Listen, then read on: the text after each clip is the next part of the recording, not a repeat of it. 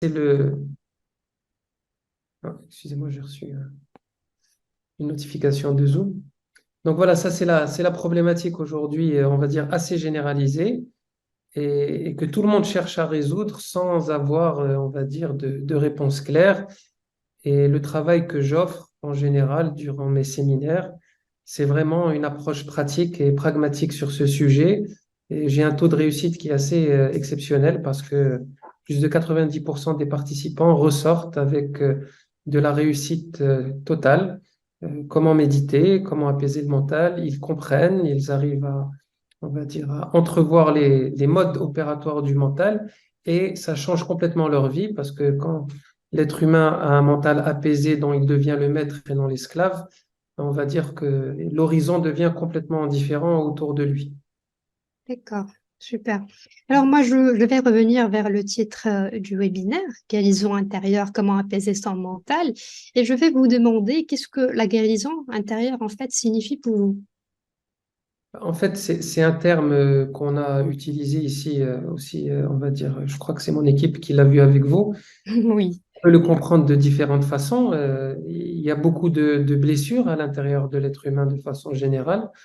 Et la guérison, elle est essentielle parce que c'est une étape qui amène vers la libération, vers l'épanouissement, vers le plein potentiel, vers la liberté intérieure. Ça passe par la guérison et les principaux mots, MAUX, sont à l'intérieur avant d'être à l'extérieur de nous. L'être humain on va dire, cette fâcheuse habitude de toujours chercher les raisons à l'extérieur de lui-même et donc la oui, guérison aussi, alors qu'il est bien plus intéressant d'aller à l'intérieur de soi et de guérir les parties qui ont besoin d'être guéries. Et encore une fois, c'est un angle, hein, comme la réalité n'a pas une seule facette, c'est un angle d'attaque, un angle d'approche à sa propre compréhension, la compréhension de soi-même. Donc on peut passer par la guérison intérieure, mais l'apaisement est une forme de guérison intérieure, hein. Quand on apaise le mental, mm, nous amorçons une forme de guérison qui est assez spectaculaire, mais on va dire que ce titre ouais. pourrait regrouper une littérature spirituelle très extensive et dont on ne pourrait pas aborder tous les sujets aujourd'hui. Donc moi, je vais vous parler d'abord du potentiel. C'est juste réussir à avoir un œil différent sur ce qu'est un être humain. Parce que le problème aujourd'hui, c'est que nous avons une vision très étriquée de ce qu'est un homme ou une femme dans son plein potentiel, dans ce qu'il représente dans l'univers.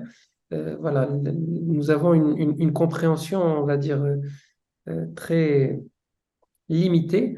Alors moi, je suis dans mon autre vie, je suis électricien parce que je vends de l'électricité à partir d'origine renouvelable. Donc les sujets électriques, on va dire, m'intéressent beaucoup. Et vous savez aussi que l'être humain a, on va dire, un potentiel électrique, puisque nous sommes, on va dire, une machine très complexe. Et aujourd'hui, donc, dans Mm. des sciences très nouvelles, qui ont moins de 5 ans, on a réussi à mesurer la charge électrique qu'il y a dans une cellule humaine. C'est quelque chose qu'on arrive à faire. Donc, on va mesurer le potentiel électrique. Je parle de potentiel, hein, parce que Mm. c'est un potentiel qui peut se transformer en charge électrique. Et donc, en fait, la membrane, elle dégage une vibration. Alors, il y en a certains qui l'ont associée à une note de musique. Et d'ailleurs, il y a plein de nouvelles thérapies aujourd'hui qui guérissent, par exemple, des formes de cancer en émettant des longueurs d'onde, des fréquences différentes aux cellules. Et vous pouvez voir que chaque cellule chez l'être humain va, on va dire, avoir une note spécifique. Donc, vous imaginez dans notre corps, je ne sais pas si vous savez combien on a de cellules, mais c'est assez énorme. Nous avons environ 200, entre 200 et 300 milliards de 37 200, excusez-moi, 37 200 milliards de cellules. Donc, ça fait 37 trillions. En gros, ça fait un paquet d'êtres vivants à l'intérieur de nous. Chacune a une intelligence et quelque part est un être à part entière. Et chacune de ces cellules émet une note, une charge électrique. Donc, ça fait une forme de symphonie, de concert qui est assez spectaculaire. Et cette charge électrique, elle est mesurée aujourd'hui à peu près à 70 millivolts. Donc, c'est un chiffre qu'on va retenir. Donc, si on conjuguait, je vais vous épargner les mathématiques, mais en gros, si on prenait les charges potentielles de chacune de nos cellules, on arrivait à un potentiel du corps humain en tant que charge électrique de 2600 milliards de volts. On a du mal à se le représenter, mais en gros, parce qu'aujourd'hui, on parle beaucoup de voitures électriques, ça équivalerait à peu près à 360 millions de voitures électriques. Tesla, par exemple, un modèle classique. Donc, c'est-à-dire que potentiellement, le corps humain, si on avait la connaissance de pouvoir, on va dire, retirer l'énergie qu'il y avait à l'intérieur, il y aurait de quoi faire fonctionner 360 millions de voitures. C'est des chiffres qui sont presque grotesques, qui font Oui. peur, mais ça montre quelque part aussi le potentiel. Et c'est ça qui m'intéresse. Et nous avons beaucoup de sages dans beaucoup d'anciennes traditions spirituelles qui nous parlent de ce potentiel intérieur qui est infini. On nous en parle avec un langage différent, bien sûr, pas en volts et en charge électrique, ça c'est le langage moderne, mais on voit bien qu'on tend vers l'infini en termes de charge, c'est-à-dire que quelque part, à l'intérieur de nous, juste en mesurant le potentiel électrique qu'émettent nos cellules, on arrive à quelque chose d'assez exceptionnel. Donc, l'être humain en lui, et ça c'est juste, on va dire, une facette, possède des ressources et possède on va dire, des formes de pouvoir dont il n'est absolument pas conscient. Et ça va me permettre d'embrayer sur le mental parce que quelque part, qu'est-ce qui se place aujourd'hui entre nous et toutes ces capacités-là? Ben, c'est le mental de l'être humain. Il se place comme un brouillard autour de nous, une forme de brume, mais très violente, qui nous entoure en permanence et qui nous empêche de voir qui nous sommes vraiment. Oui. Et du coup, si on parlait par exemple de notre corps, ben, la plupart d'entre nous en ce moment même, vous êtes en train de m'écouter, peut-être il y en a certains qui se disent que je suis très farfelu, mais peu importe. Euh, Pendant que vous m'écoutez, vous avez à l'intérieur de vous-même toute une intelligence qui se déploie et dont vous n'avez pas conscience. Pourtant, ça marche. En ce moment, vous êtes peut-être en train parce que vous jeûnez tous, votre corps est dans une forme d'autophagie, en train de remplacer des cellules mortes par des nouvelles cellules. Il se passe plein de choses. Vous respirez, le sang circule.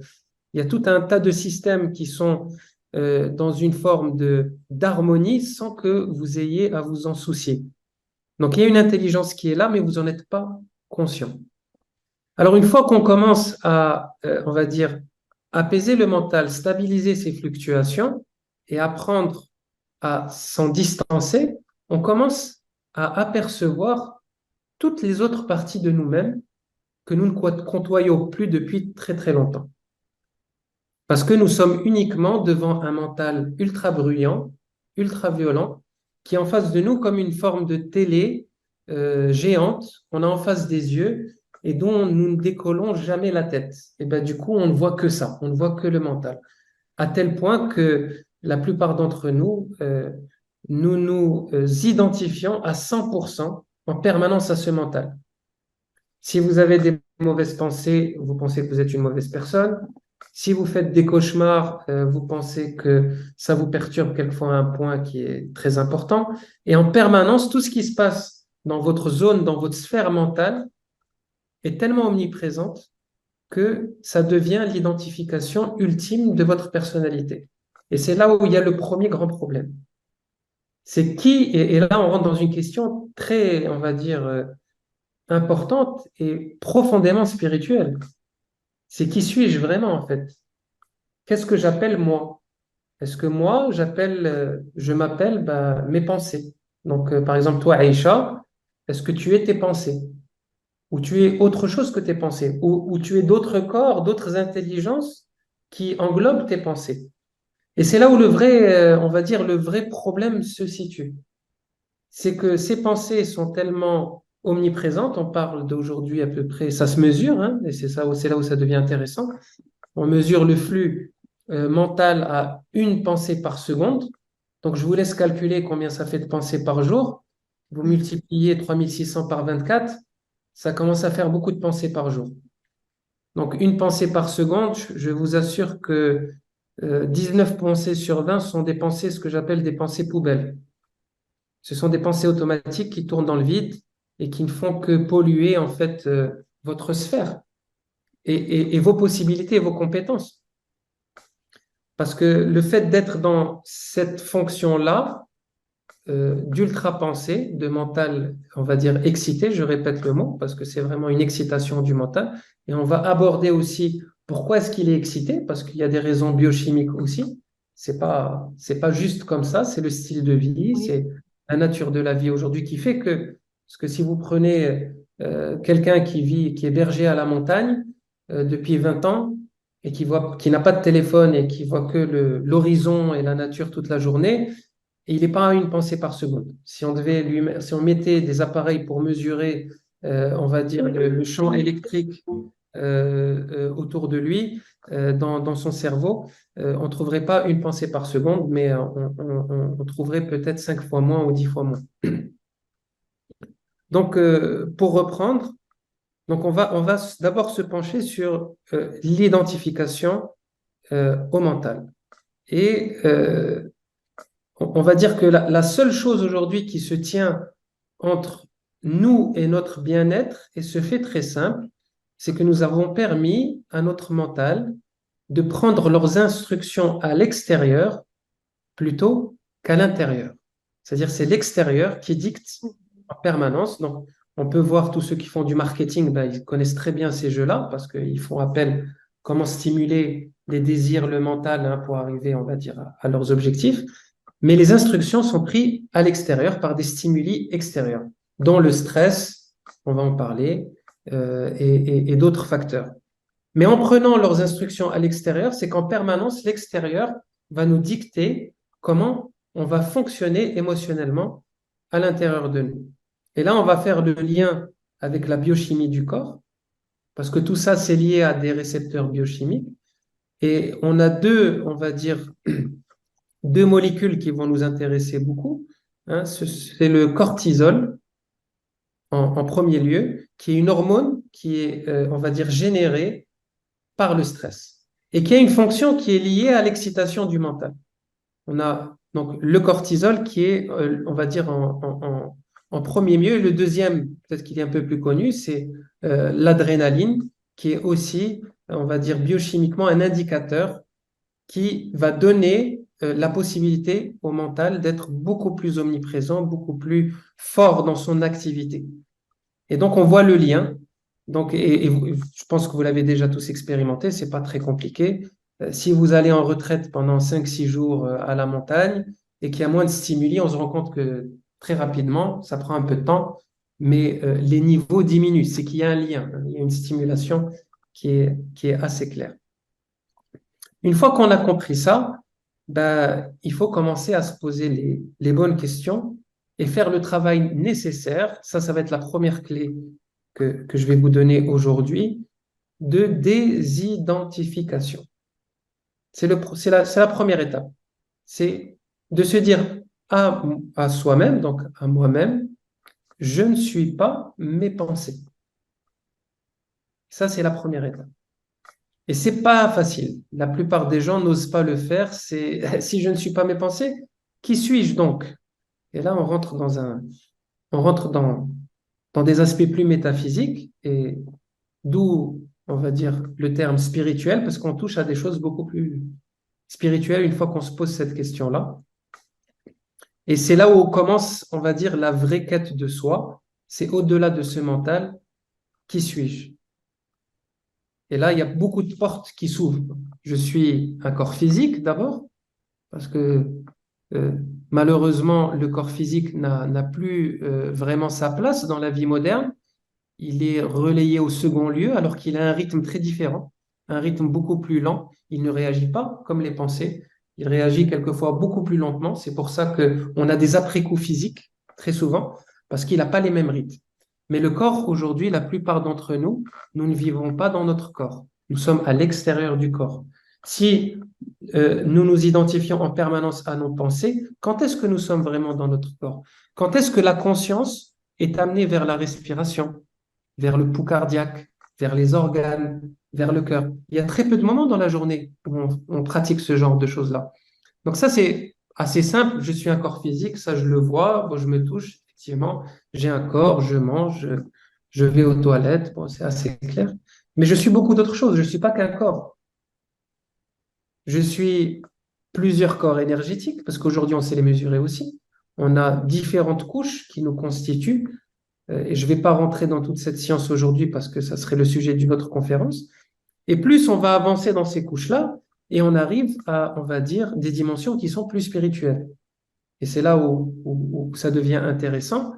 Euh, Si nous avons la foi, ce que j'appelle la vraie foi, donc la conviction d'être bien au-delà de nos pensées, une âme ou on va dire un esprit selon les terminologies qui a une origine qui n'est pas humaine, qui a une origine divine avec un grand D, bah, nous avons, on va dire, une lecture qui devient très différente.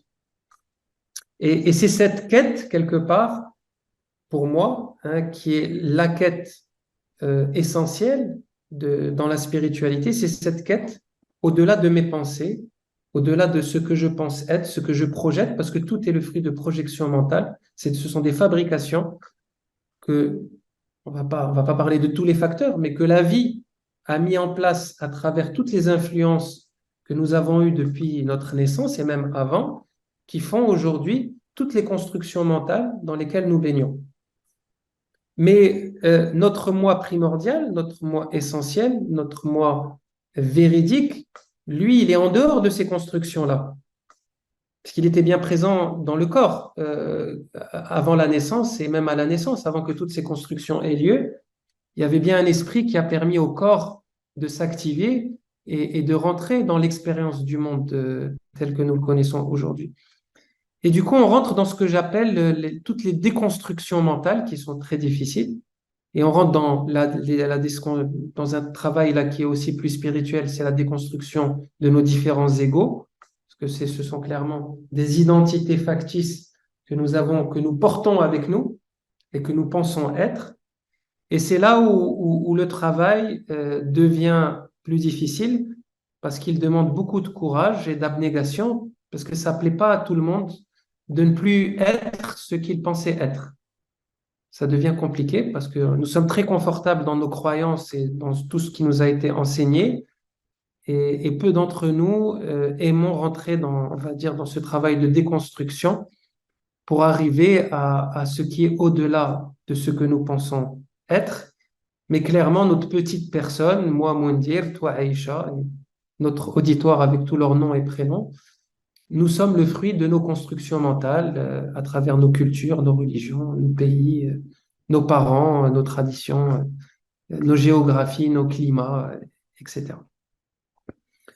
Et cela vient en opposition, on va dire, avec 3 siècles euh, de dogmes clairs on va dire, sur ces sujets-là, de l'ère des Lumières, qui a débuté, je parle de l'ère des Lumières en Europe, hein, pas en Occident, pas en Orient, parce que nous avons connu des ères lumineuses avant, mais d'une autre époque, avec, on va dire, un postulat que nous connaissons tous, qui est le cogito cartésien.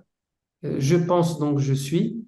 Et du coup, en fait, cette réalité-là, c'est vraiment assise, en fait, dans toutes les parties de notre vie, notre quotidien, l'établissement même de comment l'être humain vit dans la société, comment il se projette et comment la civilisation elle-même fonctionne actuelle. On est sous 3 siècles de dictature, aujourd'hui de pensée, où nous avons limité l'être humain à sa pensée, ce qui est très dommage. Parce que la pensée, on voit bien qu'elle est très faible, qu'elle nous mène pas, elle nous amène quelque part, mais elle a ses limites que nous pouvons tout de suite, on va dire, illustrer. Dès que nous posons l'infini comme pensée au mental, on voit bien que le système bug. Le mental ne peut pas concevoir l'infini. Pourtant, nous le savons que l'univers est infini, que tout est infini autour de nous et à l'intérieur de nous. C'est la seule certitude sur laquelle nous pourrions nous accorder ensemble. Et c'est là où le travail devient intéressant parce que, quelque part, en réaction à ce dogme intellectuel qui a limité l'être humain vraiment à ses fonctions cognitives de logique et de pensée, là où dans les sciences orientales, des siècles avant, on va dire ce qu'on appelait par exemple un alim ou un homme de connaissance, que ce soit au Maroc, dans le monde arabe ou dans l'extrême-orient, en Inde, en Chine, les hommes de connaissance étaient bien plus que des penseurs.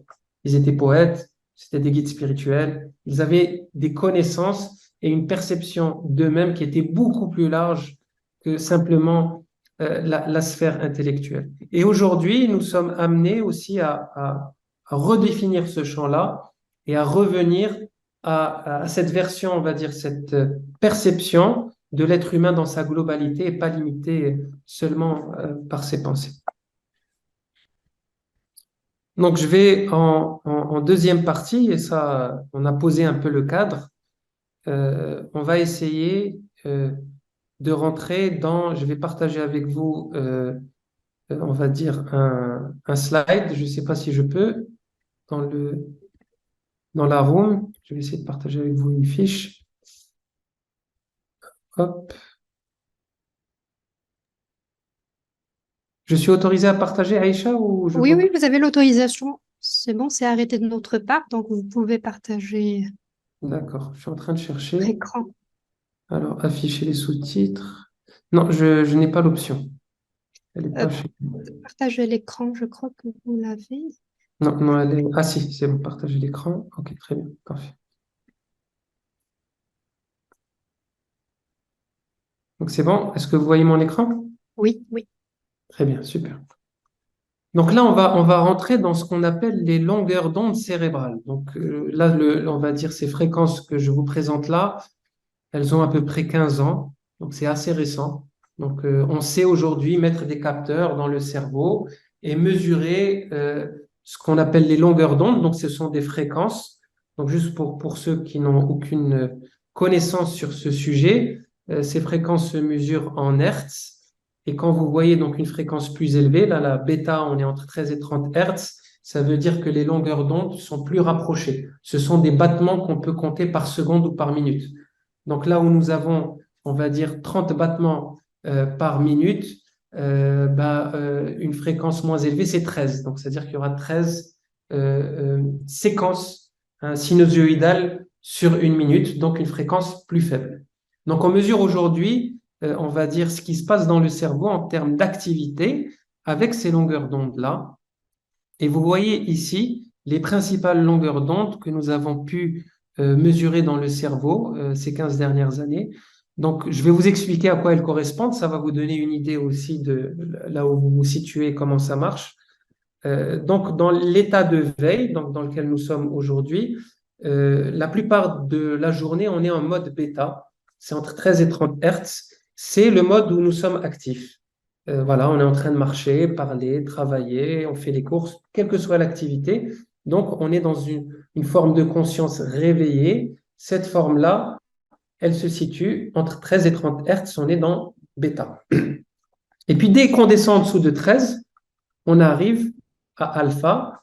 Et alpha, c'est intéressant parce qu'on rentre, on rentre dans une zone qui est entre ce qu'on appelle le conscient et le subconscient. On est entre 7 et 13 Hertz. Et typiquement, c'est si je pouvais mesurer vos cerveaux maintenant, vous serez tous plus ou moins en alpha. C'est le moment où vous êtes concentré devant un écran, le corps il est un peu reposé, il est assis, vous n'êtes pas en activité, il y a une forme de relaxation, de début de relaxation, mais vous êtes toujours attentif à un sujet. On est dans alpha, donc typiquement, en ce moment même, on est en mode alpha. Et puis, il y a ce moment très particulier de bascule entre le sommeil et l'éveil. Entre l'éveil et le sommeil, plutôt, désolé. Le moment où vous allez vous endormir, donc vous allez dans votre lit, vous êtes réveillé, puis à un moment où vous sentez un assoupissement, et il y a ce moment de bascule qu'on oublie d'ailleurs. On n'arrive pas à rester, on le garde jamais en mémoire parce que le sommeil arrive très vite. Mais ce moment de bascule, exactement où vous soupirez et la seconde où vous passez de l'état de veille à l'état de sommeil, vous rentrez, vous êtes exactement à 7 Hertz. C'est vraiment ce moment de bascule et vous rentrez dans le mode θ, qui est un mode beaucoup plus reposé. D'ailleurs, d'où cette terminologie a été utilisée dans beaucoup de méditations. Il y a le Theta Healing, les Theta Vibrations, Theta Méditation, etc. En fait, ce qu'elles nous enseignent toutes, c'est de nous dire qu'en fait, les méditations et le travail, que ce soit de reprogrammation du subconscient ou toutes les techniques qui existent, sont beaucoup plus efficaces quand on amène le cerveau proche de Theta. Mais c'est très, très difficile parce qu'il y a le sommeil qui arrive. Et justement, on va voir que tout le travail de méditation, c'est comment rester réveillé tout en endormissant le corps. Et c'est là où le travail devient très intéressant parce qu'on rentre dans le subconscient et on commence à voir qu'est-ce qu'il y a à l'intérieur du subconscient chez nous. Et ce sont généralement des tiroirs auxquels nous n'avons jamais accès. Et puis, nous avons le mode delta, qui est un tout petit peu moins de 4 Hertz, et c'est la séquence de sommeil profond. Pour ceux qui ont eu on va dire des capteurs des fréquences cardiaques, ou qui ont mesuré leur cœur pendant le sommeil, parce que quelquefois c'est demandé par le médecin, ben, c'est le moment où le cœur atteint son battement le plus faible. Il y a des séquences, ça dure 15-20 minutes dans la nuit, où souvent le cœur va perdre 10 à 15 battements par minute. Il va redescendre à 50, 45, ça dépend des gens. Et c'est là où on rentre en delta et on est dans le sommeil profond. Et c'est la partie du sommeil qu'on appelle sommeil sans rêve, où le mental, il est presque inactif. Voilà. Vous avez à peu près une grille des lectures qui est connue, hein, j'ai rien inventé. Mais ce qui est plus intéressant, c'est que très récemment, donc il y a moins de 5 ans, on a découvert qu'il y avait d'autres longueurs d'onde qu'on ne connaissait pas, qui existaient dans le cerveau humain. Et vous voyez, bah, en dessous de delta, on a trouvé une longueur d'onde qui s'appelle epsilon.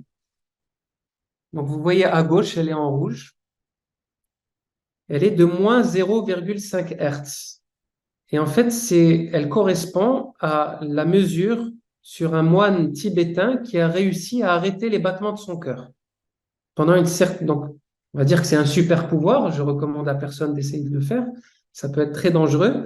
Et je pense pas que ça soit possible. Mais on va dire que cette personne s'est entraînée toute sa vie pour y arriver, ralentir les rythmes du corps au maximum jusqu'à arrêter le battement du cœur.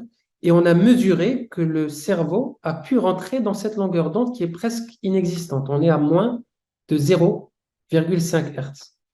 Et du coup, ça nous a ouvert un nouveau champ de connaissances et on va dire de possibilités, parce que on va dire que une fois dans cet état, ben, le sujet qui était le moine a fait, on va dire, état de plein de champs qui se sont ouverts à lui, comme la projection astrale, la sortie de corps, ce qu'on appelle le remote viewing, la possibilité de visualiser des choses à l'extérieur du corps, des rêves lucides, donc plein d'états, on va dire de super états, ce qu'on peut appeler ça des états spirituels très avancés dans cette longueur d'onde minimale, sachant qu'on est proche, c'est presque la mort. Hein, je veux dire, si quand on mesure le cerveau d'une personne qui fait ce qu'on appelle une near-death experience, donc en français on appelle ça une MEI, mort imminente rapprochée, on mesure des longueurs d'onde très faibles qui sont voilà, de cet ordre-là. Mais ce qui est intéressant, c'est que ben, l'être humain peut rester vivant tout en arrivant à on va dire, cette presque extinction totale du champ électrique dans le cerveau, mais tout en ayant la conscience qui est réveillée et qui est ultra consciente, beaucoup plus consciente que dans un état normal. Et puis à l'inverse, de l'autre côté, vous voyez, on a parlé de bêta, on a découvert l'hypergamma, c'est plus de 100 Hertz. Et là, c'est l'inverse, c'est une accélération totale des rythmes du cerveau, donc une hyperaccélération des longueurs d'onde du cerveau. Moi, j'ai observé ça dans les séances de sound healing que je fais, de gong, quelquefois. Il y a des personnes qui rentrent, je n'ai pas pu mesurer leur cerveau, mais qui rentrent dans le gamma ou l'hypergamma. Elles ont les paupières qui battent très, très, très, très vite. Et souvent, elles sont dans des états conscients on va dire, de conscience modifiée qui sont très, très fortes. Ok. Donc, à l'inverse de presque l'extinction, on va dire, de l'activité dans le cerveau, une activité très accentuée dans le cerveau, comme en hypergamma, donne aussi accès a plein de super pouvoirs et de super capacités chez l'être humain, hein, comme super apprentissage, des fonctions on va dire, de projection qui sont assez phénoménales. Et ça donne aussi, pour ceux qui connaissent, et c'est un sujet qui m'intéresse beaucoup, les sujets liés au froid.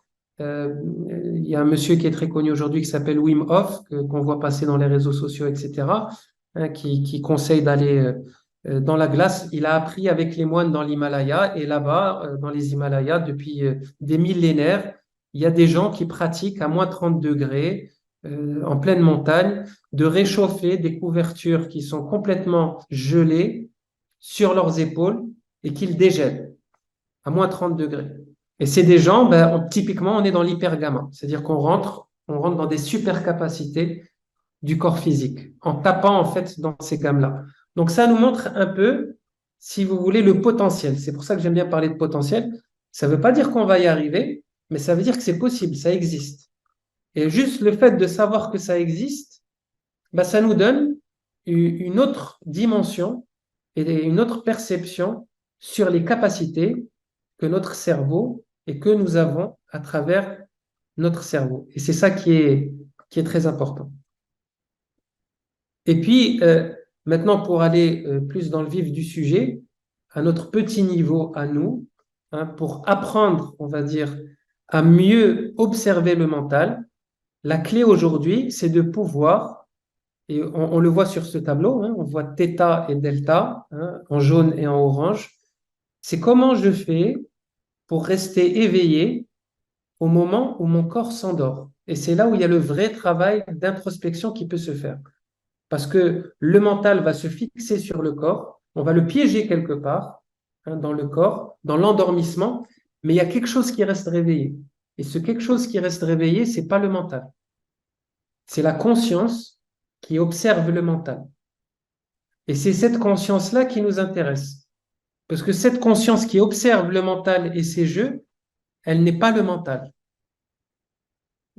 Et c'est elle qui nous intéresse le plus parce que c'est notre conscience profonde. C'est cette conscience qui observe le mental, son mode de fonctionnement, comment il agit, comment il opère.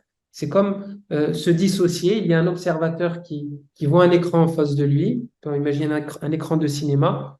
Les images sont juste des jeux de lumière, hein, qui sont, on va dire, les formes que nous projette notre mental. Mais la conscience qui observe le mental, si elle fait ce travail de désidentification du mental, elle prend conscience qu'elle est en dehors du mental, qu'elle ne fait qu'observer les jeux d'images du mental. Et c'est là où le travail devient important et intéressant.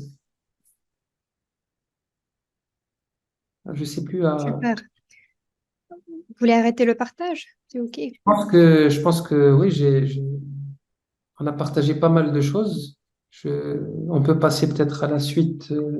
Oui, moi j'ai une question, si vous permettez. Vous avez parlé du potentiel et aussi du cerveau. Comment nous pouvons, bien sûr à notre niveau, commencer à, à éclairer nos ombres intérieures et commencer à nous engager dans un travail ou bien dans le voyage de guérison intérieure, si on parle de small steps, de petits pas. Le premier petit pas, c'est celui que j'ai partagé avec vous. C'est la désidentification de Oui, ces projections mentales. C'est le premier point. Et il n'y a pas d'autre passage. C'est on va dire le passage obligatoire. Parce que euh, tout ce que vous pensez être et que vous projetez est à presque à 99% le fruit des projections du mental. mm, Tant que vous sortez pas de ce jeu, on va dire de projection, d'image, on va dire le travail spirituel ne peut pas vraiment avoir lieu. La quête dans son sens littéral ne peut pas débuter. d'accord. Donc vous avez parlé aussi de méditation. Est-ce que vous trouvez que c'est un outil aussi puissant pour avoir ou bien pour atteindre cette paix intérieure? Disons que la méditation est vraiment le tronc commun à toutes les traditions et les religions du monde, Hmm. euh, que ça soit chez nous, à travers les trois religions monothéistes, du bassin de la Méditerranée aux religions asiatiques, amérindiennes, perses, euh, ou plutôt toutes les traditions chamanes de Sibérie. On va dans tous les coins du monde, en Afrique, il y a toujours cette partie d'introspection dans le silence, qu'on peut appeler la méditation. Le mot moderne, c'est la méditation, mais les soufis peuvent l'appeler le dhikr, par exemple. C'est une forme Oui, de méditation.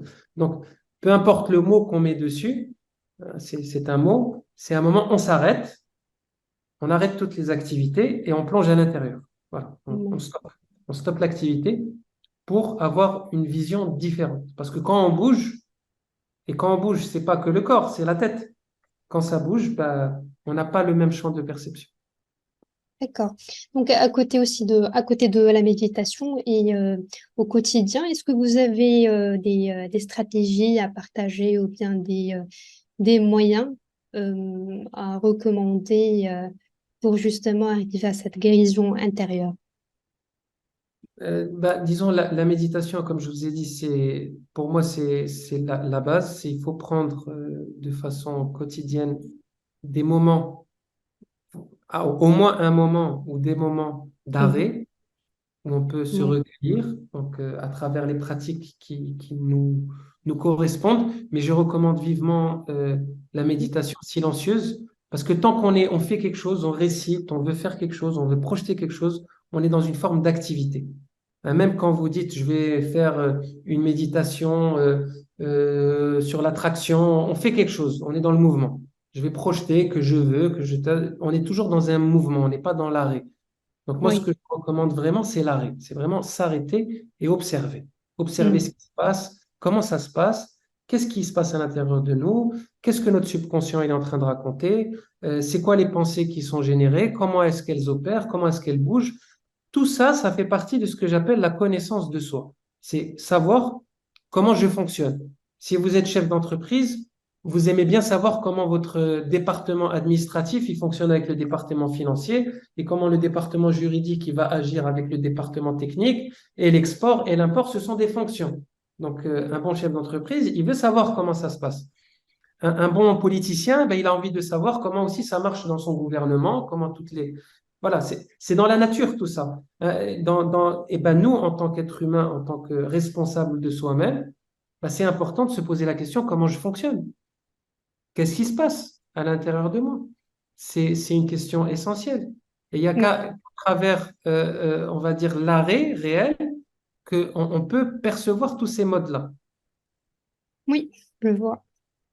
Alors, on peut recevoir les questions. On peut ouvrir la porte à toute intervention ou bien question. Si on dit, ce sera le plaisir de répondre à vos questions, chers participants. Alors,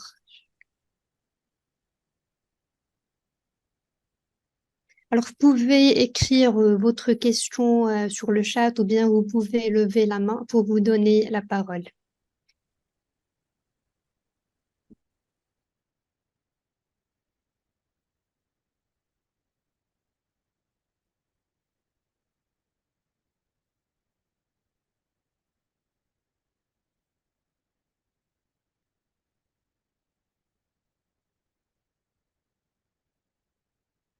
Alors, j'ai une première question. Comment amorcer la désidentification? Comment amorcer la désidentification? Oui, exact. Oui, c'est très juste et c'est ce dont j'ai parlé.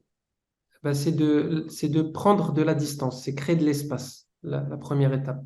Parce que pour se désidentifier, il faut créer de l'espace. Si j'ai la tête dans le guidon, la tête dans les pensées, et qu'il n'y a pas d'espace entre ma conscience et les pensées, je ne peux pas vraiment faire ce travail-là. Donc la première étape, c'est de créer de l'espace, c'est de mettre du vide, de la distance, c'est de la distanciation avec les pensées pour pouvoir les voir telles qu'elles sont. Parce que, juste pour donner, on va dire, une perception plus concrète, la plupart des gens vont se dire, OK, je m'assois, OK, je m'assois, je respire, et puis là, ça commence à tourner. Ouh, ça tourne très vite. Et en fait, il n'y a pas d'espace entre moi et mes pensées. Mes pensées me polluent parce qu'elles tournent à l'intérieur de moi. Je n'ai pas réussi à me désidentifier, à créer de l'espace. Et donc, à ce moment-là, la plupart des gens se découragent. Donc, on arrive à un moment, ben, on se dit, ben, j'y arrive pas au bout de 5 minutes et j'abandonne. Oui.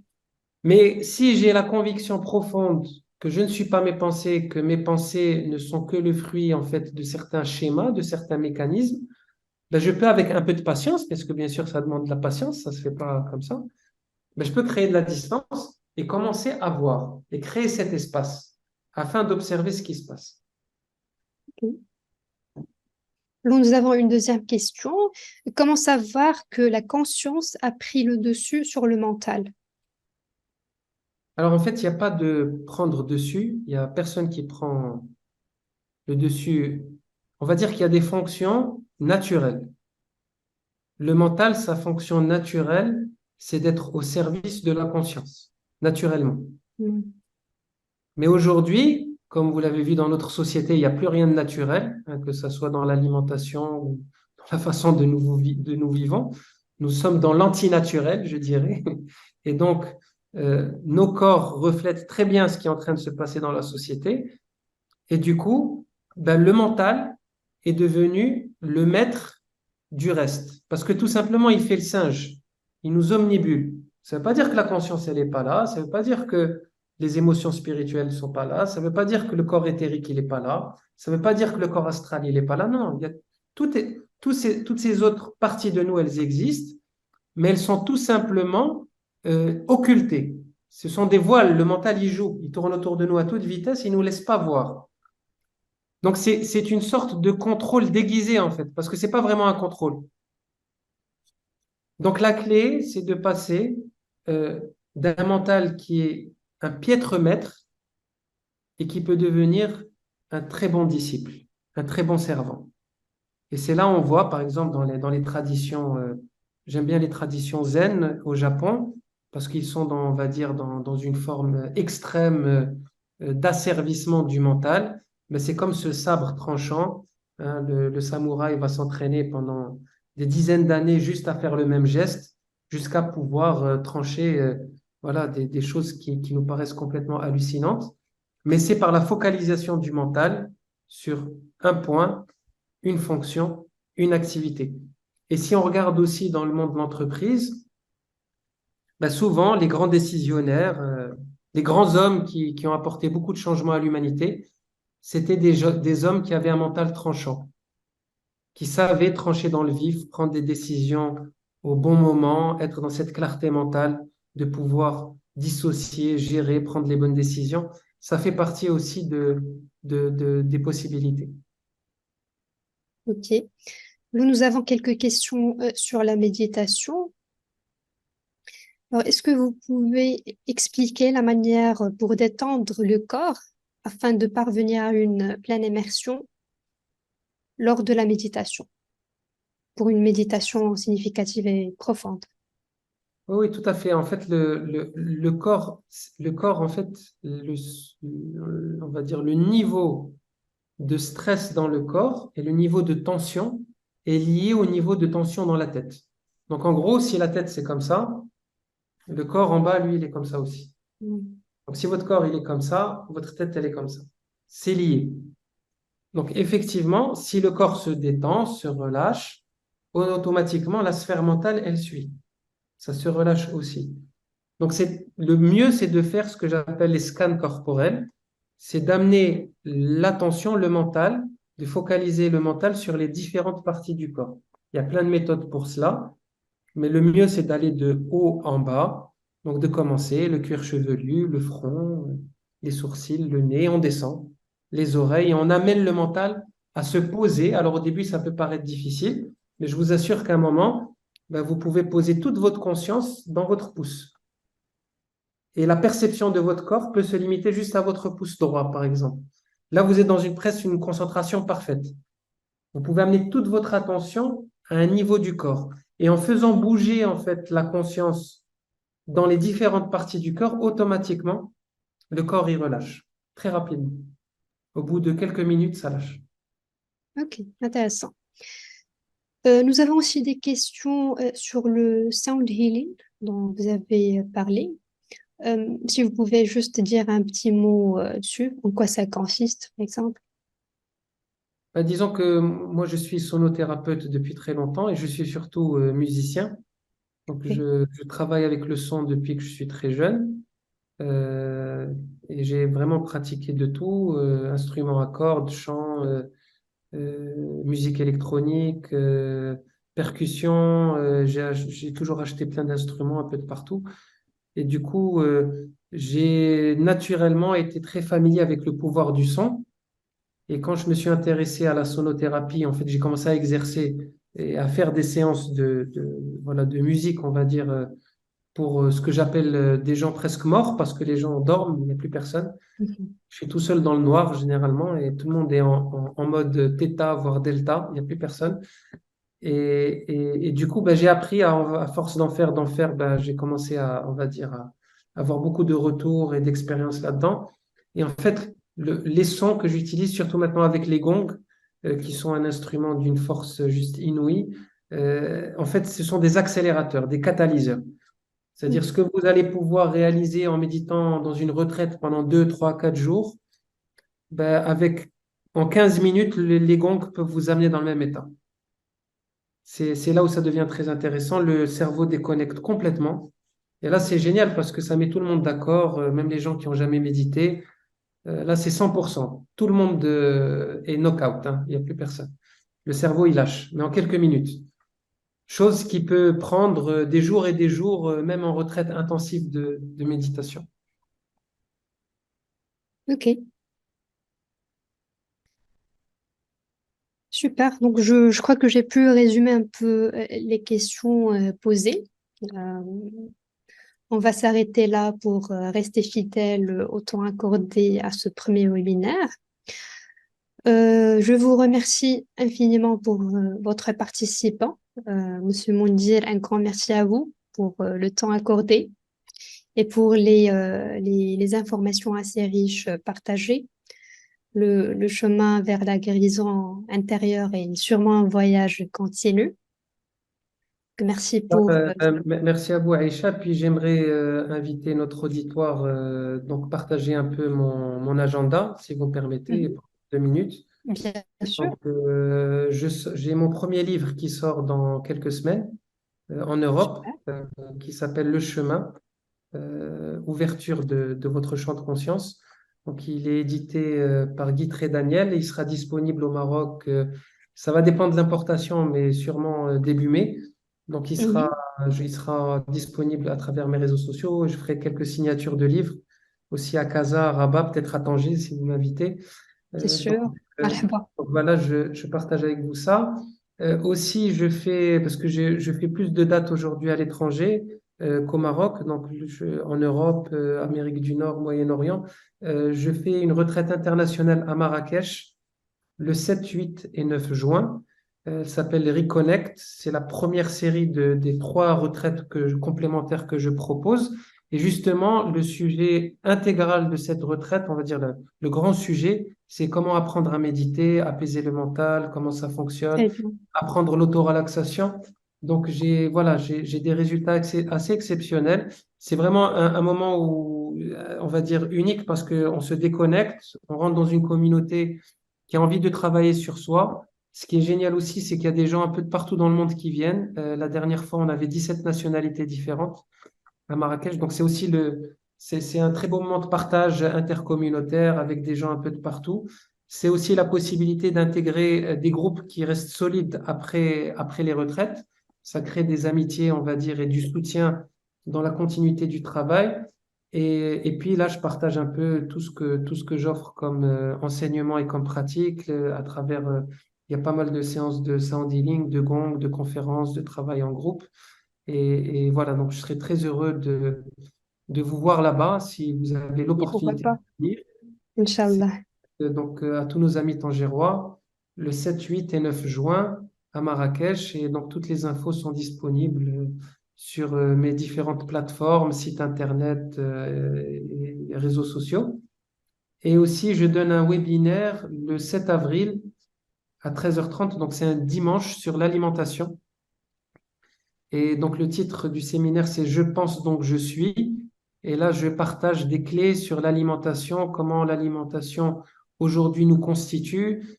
J'amène des éclairages sur le fait que nous sommes l'agrégation de toutes on va dire, les aliments que nous avons ingérés depuis notre naissance pour amener une différente vision sur, si vous voulez, cette clé qui est très importante, qu'on ignore très souvent, de comment l'alimentation nous conditionne et conditionne notre personnalité.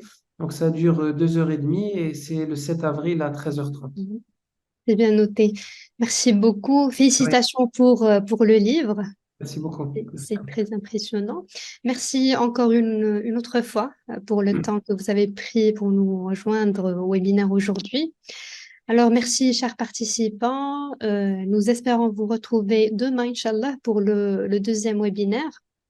L'éveil à soi, l'harmonisation du corps, de l'âme et de l'esprit, toujours dans une approche holistique. Merci à tous et je vous souhaite une très bonne fin de journée. Merci beaucoup, Mondir. Au revoir. Au revoir.